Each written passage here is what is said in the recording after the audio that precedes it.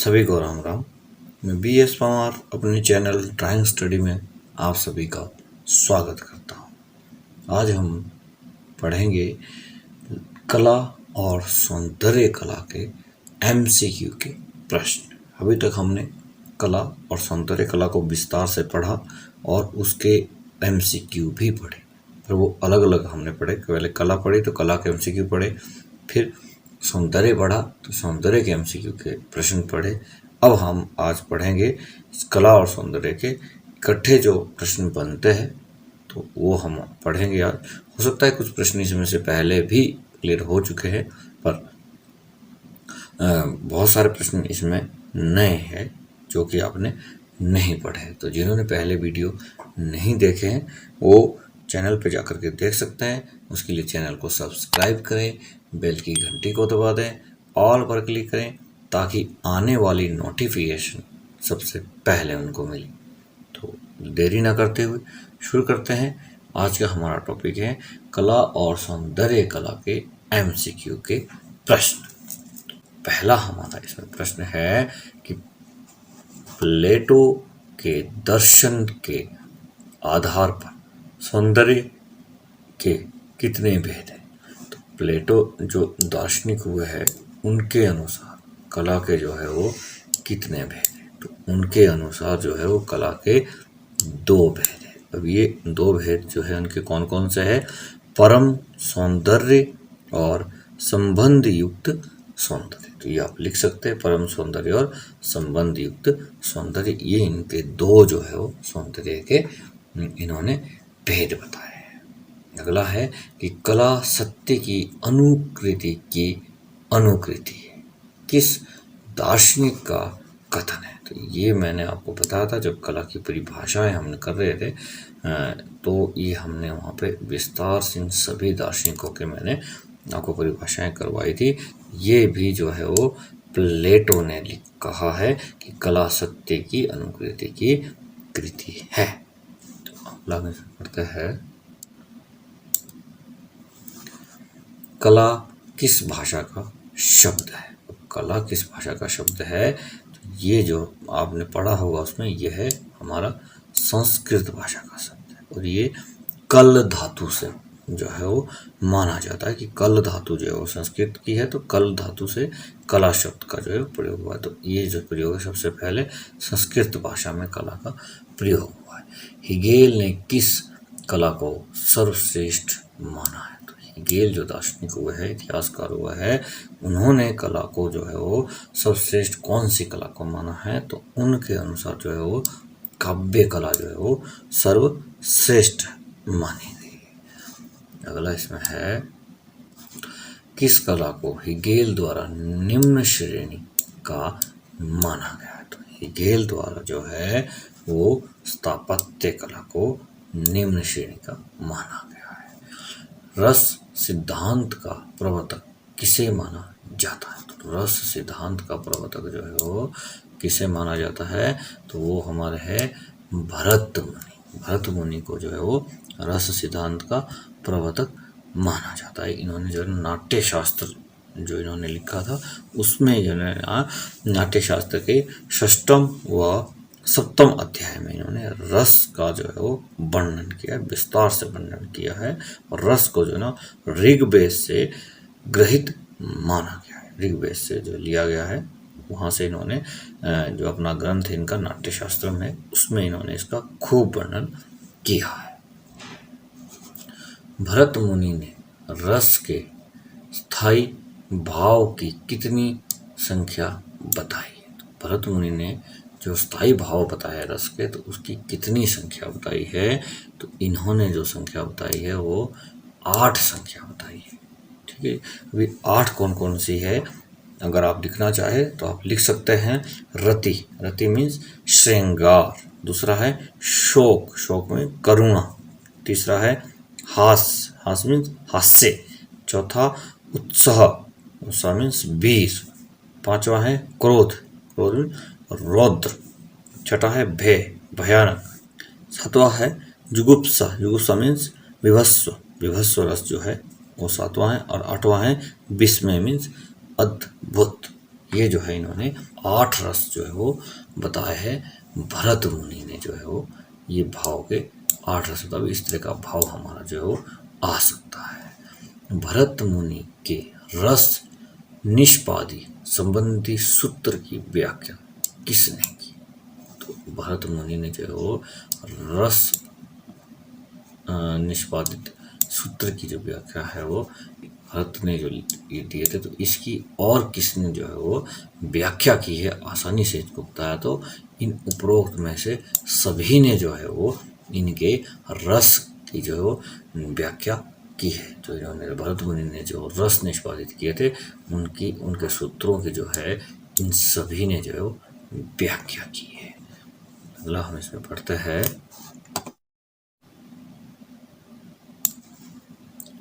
इनमें से जर्मन सौंदर्य शास्त्री कौन है? तो ये जो नाम दिए गए हैं इनमें से जर्मन सौंदर्य शास्त्री कौन है? तो उसका सही उत्तर है ए, कांट जो है ये जर्मन के सौंदर्य शास्त्री है। और इनका जो जन्म है वो 1724 से 1804 ईस्वी के बीच में इनका माना जाता है। जर्मन सौंदर्य शास्त्री ये थे। तो ये जो है इन्होंने सौंदर्य शास्त्र के बारे में विस्तार से जो बताया है। एस्थेटिक शब्द किस भाषा से लिया गया? ये एस्थेटिक शब्द के बारे में आपने पढ़ा है। ये जो है वो किस भाषा से लिया गया है? ये लिया गया था यूनान भाषा से। प्राचीन समय में कला के लिए किस शब्द का प्रयोग होता था? तो प्राचीन समय में जो है वो कला किस नाम से पुकारी जाती थी, किस नाम से इसका शब्द होता था? तो इसको बोलते थे शिल्प। प्राचीन समय में कला को जो है वो शिल्प कहा जाता था। शिल्प और कला दोनों जो शब्द है वो अलग अलग भरत मुनि ने किए हैं अपने नाट्य शास्त्रों में। उससे पहले जो है वो कला को जो है शिल्प में ही रखा गया था। ये जो है भरत मुनि ने इसको अलग किया है। तो पहले शिल्प ही कला को कहा जाता। कला विलास में जनोपयोगी कितनी कलाएं बताई गई? तो कला विलास जो है उसमें जनोपयोगी कलाएं जो है वो कितनी बताई गई? शेमेंदर का लिखा हुआ है कला विलास। तो इसमें जो है वो कलाएं कितनी बताई गई जनता के लिए उपयोगी है? तो वो इन्होंने बताई है इसमें 64 कलाएं इन्होंने बताई है जो कला विलास है। और इन्होंने शेमेंदर जी ने जो है ना इसके अतिरिक्त इन्होंने जो कलाएं बताई है, जैसे कि 16 कलाएं इन्होंने कायस्थों की बताई है, कायस्थों की 16 कलाएं, 32 पुरुषार्थ संबंधी इन्होंने बताई है, तथा 100 जो सार कलाएं बताई गई है शेमेंदर जी के अनुसार। जो ये कला विलास इन्होंने ये लिखा है, तो कला विलास में शेमेंदर ने जो है जनोपयोगी तो 40 बताई है, 64 बताई है, सॉरी 64 बताई है जनोपयोगी। इसके अलावा भी उन्होंने जो है वो ये और कलाएं बताई, जैसे मैंने आपको बताया कि 16 जो है वो कास्थियों की बताई है, 32 पुरुषार्थ की बताई है और 100 इन्होंने जो है वो सार कलाएं बताई है। शेमेंदर जी ने जो है वो ये इन्होंने कलाएं बताई, इनको भी आप नोट कर सकते हो। वैसे विस्तार वाले वीडियो यदि आपने नहीं देखा है तो आप उसको देख सकते हैं। अगला है कि कला प्रभावों की अभिव्यक्ति है, किसका कथन है? ये कला प्रभावों की अभिव्यक्ति है, ये किसका कथन है, किसने इसकी परिभाषा दी है? तो ये जो है ये हमारे क्रॉन्चे जो दार्शनिक हुआ है, इतिहासकार हुआ है, इन्होंने ये जो है वो ये बताया है। और ये इटालियन दार्शनिक है, ये आपने ध्यान रखना, ये इटली के इटालियन दार्शनिक ये थे। इन्होंने जो है कला प्रभाव की अभिव्यक्ति के बारे में जो है इन्होंने परिभाषा इसकी लिखी है। कला में मनुष्य अपनी अभिव्यक्ति करता है, किसका कथन है? ये भी जो है वो परिभाषा है कला की, तो ये किसने दी है? ये हमारे थे टैगोर। और टैगोर कौन से थे? रविंद्रनाथ टैगोर के अनुसार जो है वो ये कला ने मनुष्य की कला में जो है मनुष्य की अभिव्यक्ति होती है। अगला इसमें है कि कला आदि भौतिक सत्ता को व्यक्त करने का माध्यम है। तो ये किसने कहा था? कला आदि भौतिक सत्ता को व्यक्त करने की करने का ये एक माध्यम है। तो ये कहा था हीगेल ने, ये ऑप्शन नंबर सी जो है ये हीगेल ने कहा था कि कला जो है वो आदि भौतिक सत्ता को व्यक्त करने का एक माध्यम ही, एक साधन है। प्राचीन भारत में कला को प्रमुखतः कितने वर्गों में बांटा गया? तो प्राचीन भारत में जो है वो कला के कितने भाग किए गए हैं? तो प्राचीन भारत में कला के 2 भाग किए गए। अब कौन कौन से है? देव शिल्प और मानव शिल्प। में देव शिल्प प्राकृतिक है और मानव शिल्प मानवीय कृतियां है। तो 2 भागों में इसको बांटा है प्राचीन भारत में जो है कला। अगला है कि कारू शिल्प क्या है? इसके बारे में हमने पढ़ा था, कारू और चारू शिल्प के बारे में पढ़ा था।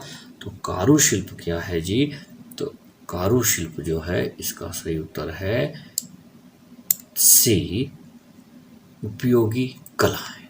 कारू शिल्प जो है वो उपयोगी कला मीन्स मानव के जो था 2 भागों में बांटा था। मानव ने शिल्प को, पहला कारू शिल्प उपयोगी कला, दूसरा चारू शिल्प ललित कला। तो ललित कला जो है वो चारू शिल्प है और उपयोगी कला जो है वो कारू शिल्प है। तो ये हमने विस्तार वाले वीडियो में भी अच्छे से पढ़ा था, यहाँ भी हमने ये बिल्कुल क्लियर कर दिया है। अगला हम इसमें पढ़ते हैं कि रिपब्लिक नामक पुस्तक के लेखक कौन है? रिपब्लिक नामक पुस्तक लिखी गई है, इसके लेखक कौन है जी? इसके लेखक है प्लेटो। प्लेटो ने जो है ये लिखी है, प्रमुख दार्शनिक हुए हैं प्लेटो, इन्होंने लिखा है। ये रोमन के थे, प्लेटो जो है वो रोमन के जो दार्शनिक थे, इन्होंने जो है वो रिपब्लिक बुक लिखी है। अगला है ये कामसूत्र किसकी रचना है? कामसूत्र जो ग्रंथ है ये किसने लिखा है जी? ये लिखा है वात्स्यायन। ये वात्स्यायन जो थे इन्होंने कामसूत्र ग्रंथ की रचना की है और इसका जो रचना काल जो है माना जाता है, अनुमानित है कि 600 ईस्वी पूर्व इसका जो है वो काल माना जाता है, रचना काल माना जाता है। तो ये है जो कामसूत्र ग्रंथ है ये वात्स्यायन का लिखा हुआ है। अगला हम इसमें पढ़ते हैं, इनमें से कौन दार्शनिक नहीं है? अब ये नीचे नाम दिए गए हैं 4, इनमें से दार्शनिक कौन नहीं है? हवान ग्रीस जो थे ये जो है वो दार्शनिक नहीं थे, ये एक धनवादी चित्रकार थे, ये दार्शनिक नहीं थे।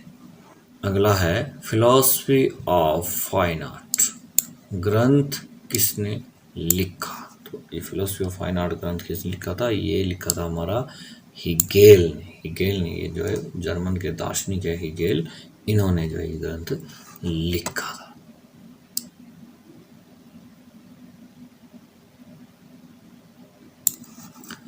विष्णु धर्मोत्तर पुराण के किस खंड में चित्रसूत्रम है?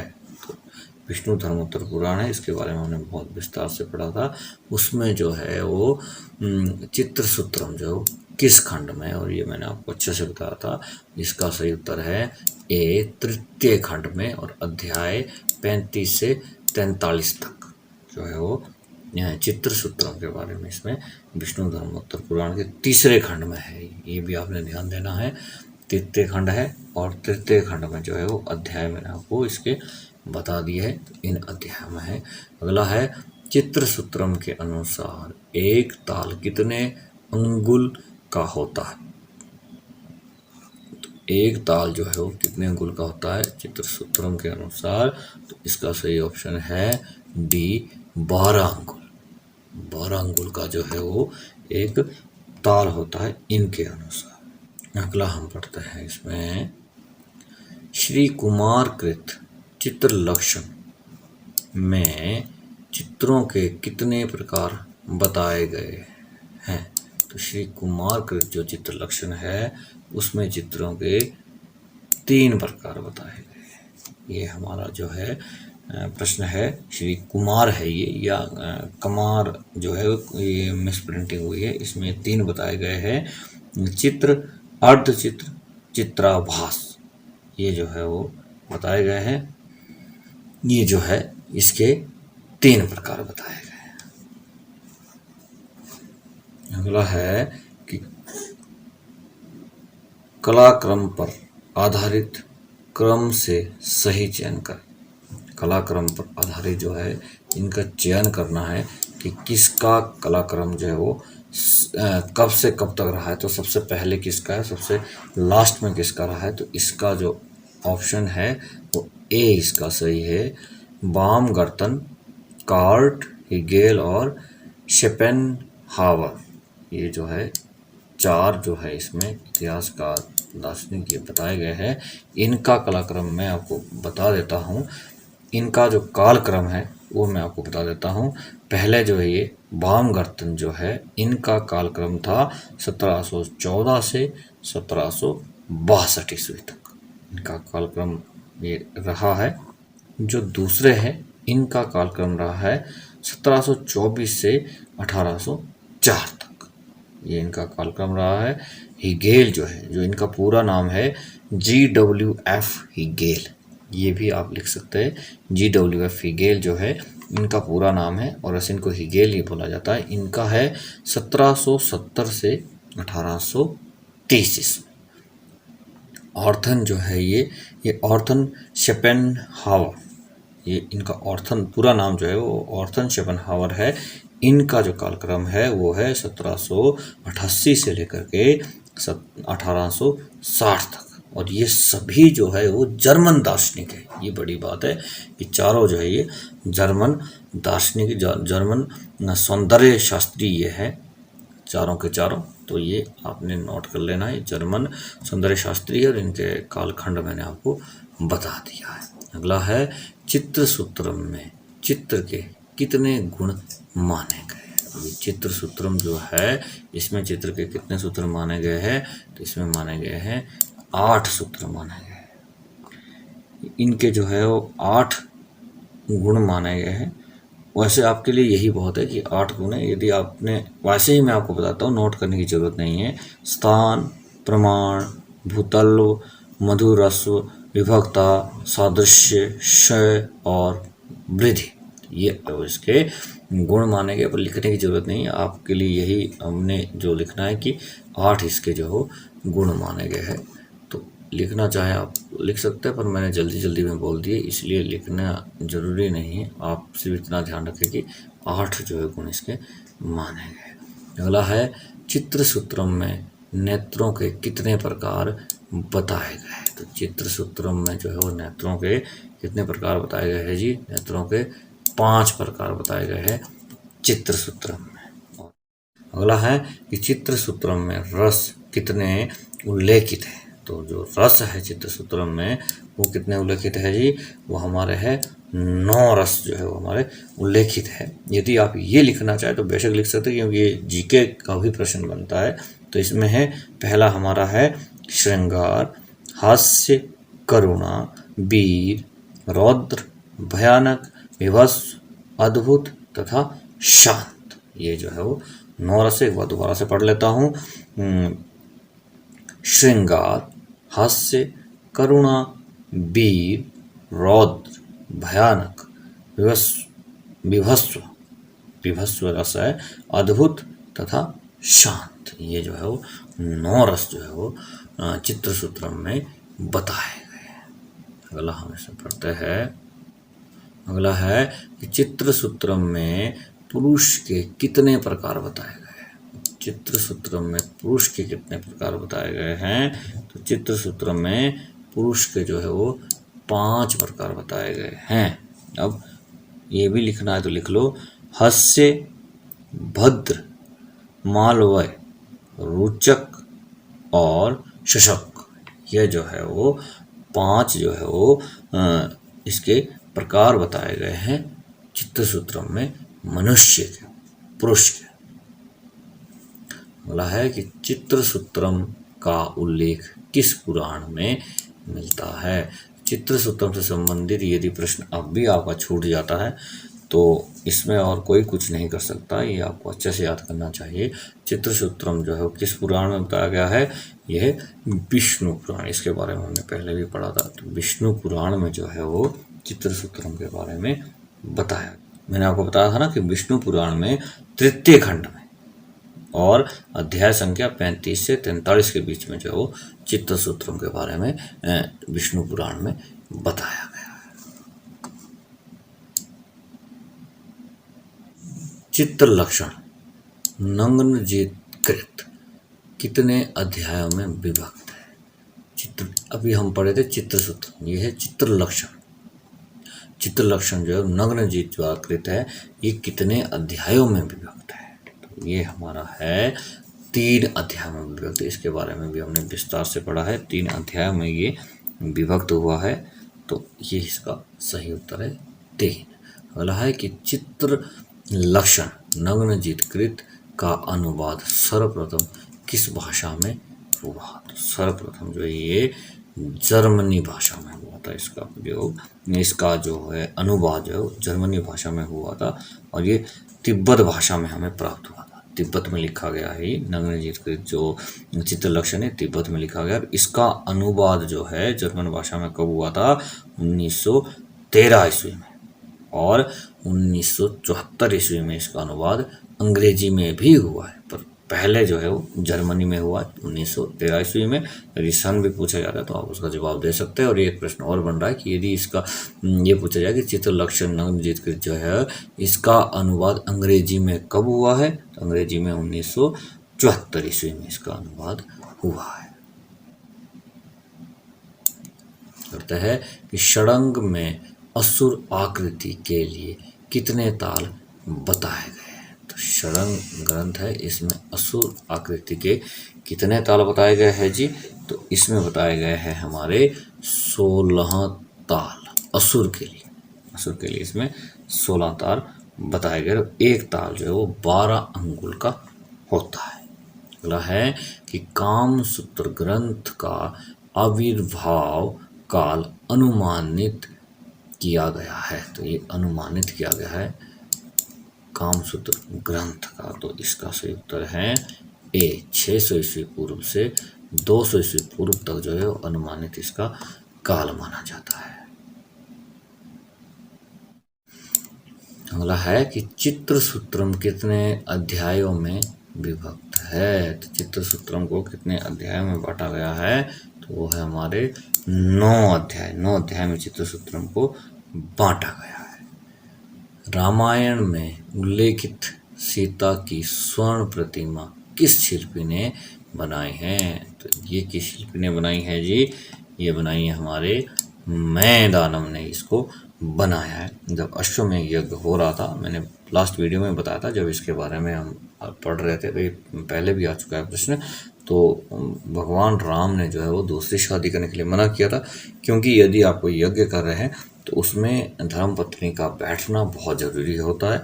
तो राम जी ने जो है वो मना कर दिया था कि मैं दूसरी शादी नहीं करूँगा। तो फिर जो है वो सीता माता की स्वर्ण की प्रतिमा बनाई गई थी। तो वो प्रतिमा जो है वो मैदानव जो शिल्पी थे उनके द्वारा बनाई गई थी।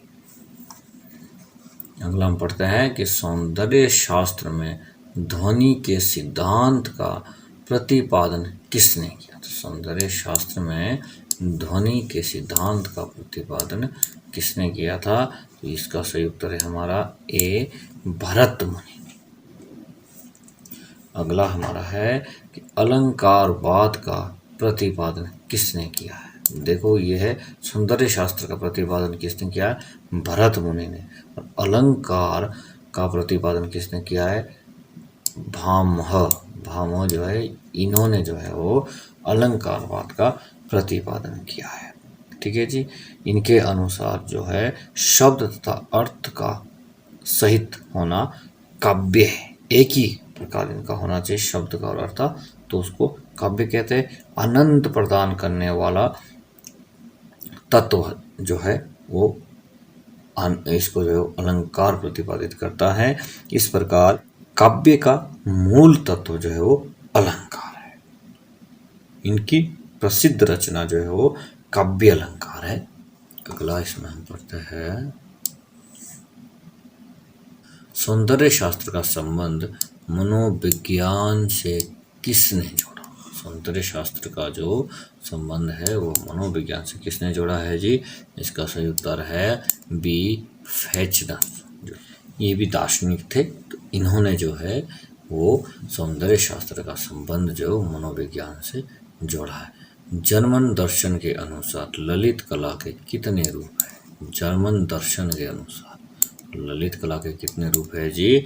ललित कला के इनके अनुसार जो है वो 3 रूप है। इसका ऑप्शन नंबर ए सही है।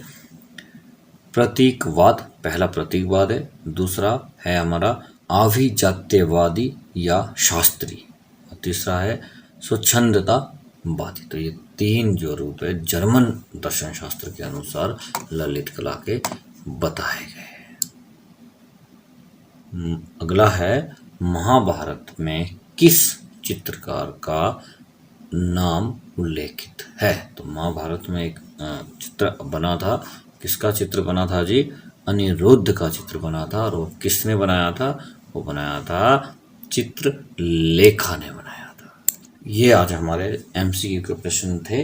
यदि आपको वीडियो पसंद आया हो तो वीडियो को लाइक करें, वीडियो को शेयर करें, चैनल को सब्सक्राइब करें। Thanks for watching my channel Drawing.